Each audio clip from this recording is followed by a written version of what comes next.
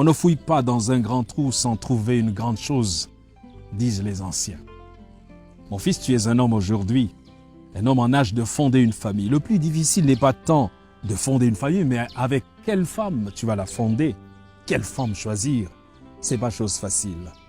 Toutes les femmes peuvent faire des copines, mais toutes ne peuvent pas faire des épouses. Ne base pas le choix de ta femme sur des fantaisies. Ce n'est pas sa belle gueule qui te rendra plus heureux dans ton ménage. Choisis-la pour sa fierté, son intégrité et sa soumission. Le respect que ta femme aura pour toi dépend du respect qu'elle se porte à elle-même. Car si ton épouse ne te respecte pas, la société ne te respectera pas. Mon aïeul disait d'ailleurs que l'honneur d'un homme sommeille entre les pieds de sa femme.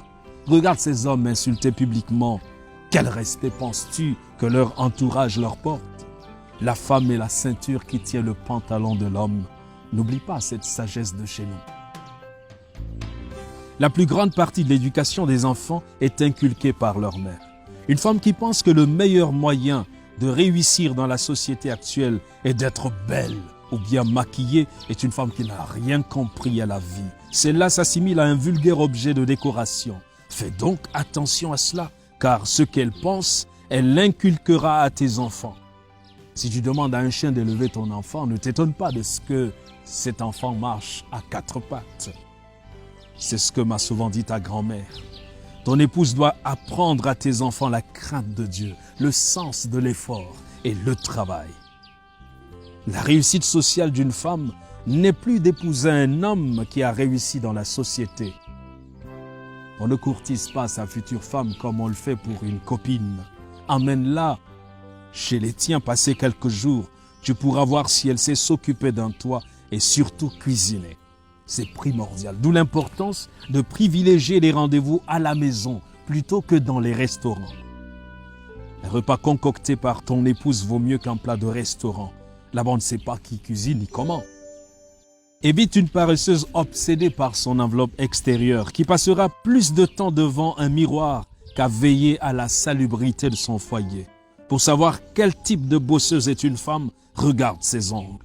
S'ils sont longs et aussi lustrés qu'un meuble du palais présidentiel, dis-toi que celle-là n'a jamais tenu un balai de sa vie. Choisis ton épouse pour ses rapports avec ta famille. N'admets jamais dans ta maison une femme qui va mettre une barrière entre ta famille et toi. Chez nous, ce n'est pas deux personnes qui se marient, mais deux familles qui s'unissent.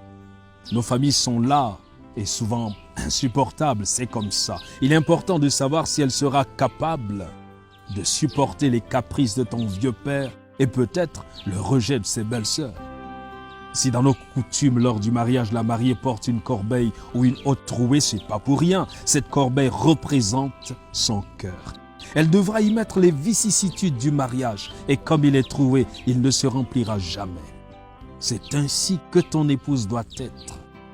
Si certains mariages durent, ce n'est pas parce qu'ils ne connaissent pas de difficultés, mais parce qu'on a bien choisi son conjoint, on le supporte mieux.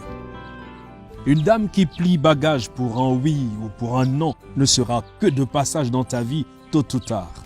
Une rivière qui déborde à chaque pluie fait fuir les campeurs, disait notre aïeul. Observe les gens et les lieux qu'elle fréquente. Si elle passe sa vie dans les boîtes de nuit, les débits de boissons entourés de fêtardes et de cuisses légères, tu peux à peu près te faire une idée de celle que tu comptes mettre dans ta maison. Un poisson qui provient d'une eau empoisonnée n'est pas bon à manger, m'a souvent dit mon grand-père. Elle devra faire de tes problèmes les siens, et pas une qui prendra ses jambes à son cou dès que le navire prendra un peu d'eau. Le mariage a des hauts et des bas. Si elle n'est pas capable de traverser toutes les situations avec toi, c'est une opportuniste dont il faudra te débarrasser. À ce propos, ne dit-on pas chez nous que lorsque tu adoptes un chien, tu adoptes ses puces? Si elle ne voit que les bons côtés, fuis. Pour être fixé, fais-lui part de certaines de tes difficultés, juste pour voir sa réaction. Enfin, choisis-la pour ses ambitions. Ton épouse doit être capable de te pousser vers le haut. Elle doit non seulement être une incubatrice d'idées, mais un soutien dans tes projets. Savoir te dire quand un projet est bon ou pas.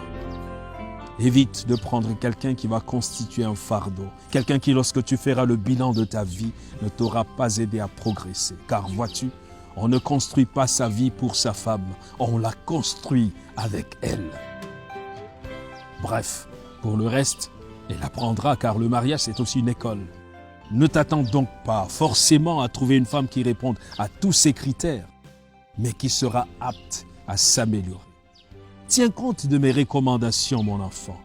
Elles ne te garantissent pas une femme parfaite, mais une que tu pourras facilement supporter. Ton père.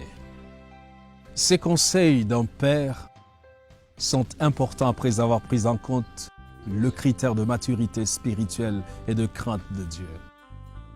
La parole de Dieu nous dit dans Proverbes au chapitre 18, le verset 22, « Celui qui trouve une femme trouve le bonheur. C'est une grâce qu'il obtient de l'Éternel. » Et Proverbe 31, verset 30 dit, « La grâce est trompeuse et la beauté est vaine.